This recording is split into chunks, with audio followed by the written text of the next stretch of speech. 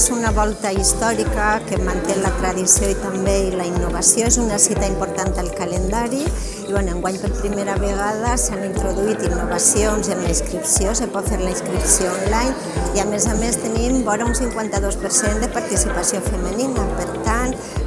hem d'avançar en aquesta direcció per a que cada vegada més dones facin esport i en aquest cas participen en les curses. Esta ciudad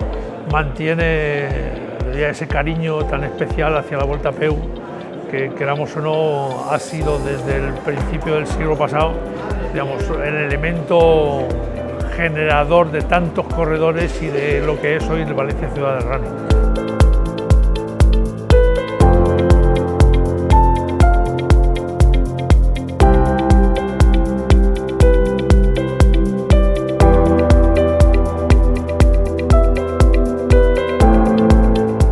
Es que haya una animación en la que la gente participe y cuando acabe de participar se sienta satisfecha de ser valenciano, de haber participado en esta prueba y además se lo haya pasado bien. Y se lo haya pasado bien con su pareja, se lo haya pasado bien con su familia, se lo haya pasado bien con su mascota, que pueda estar con nosotros y yo creo que no se arrepentirán seguro.